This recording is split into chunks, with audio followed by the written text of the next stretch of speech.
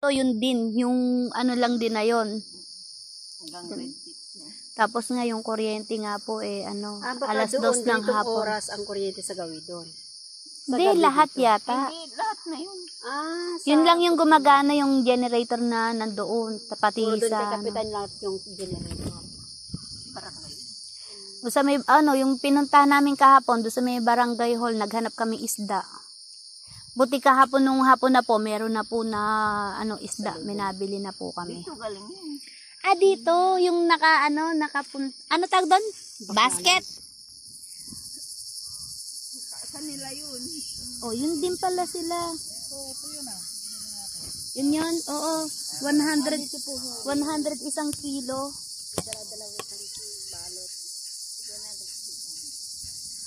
Ang mura nga po eh. Tapos nakabili ako kanina ng pusit, 150. Isang kilo. Sa amin kasi, mahal. Sinabi ni Kuya Juni. Sabi doon, yung binibili po kayo ng pusit. Sabi po ni Kuya Juni.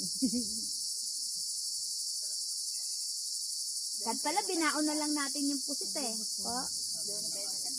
Wala Kuya Juni po. Yung sa isang bahay, yung bagong pinagagawa nilang tindahan. Nandun po kami. Naka-stay. Sa kanila po kami sa bahay nila sa Mindoro nakatira doon.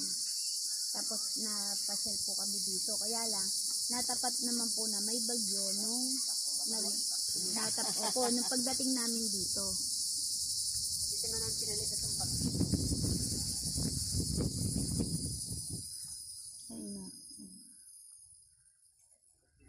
Kahit po pala kasi nandun pa po sa barko na naiwan namin mga sakay. Ngayon palang ihahatid sa Libertad.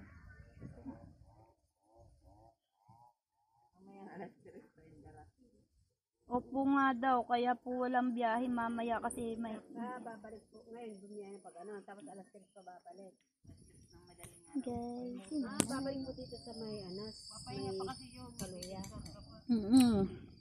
Tapos ang babiyahan ng San Jose.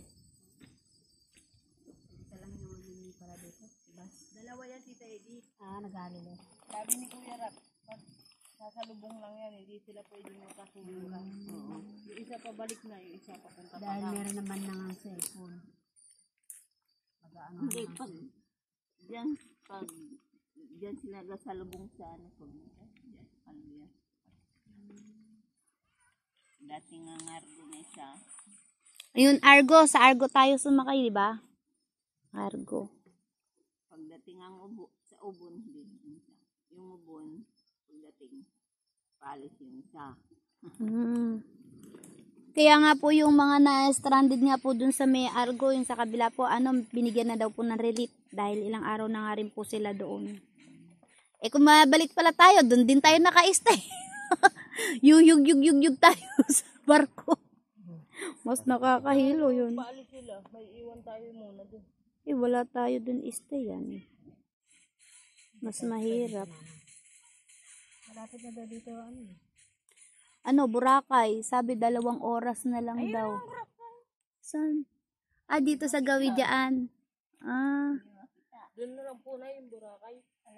Boracay po. Doon na lang daw gawi, Grabe. Malapit lang.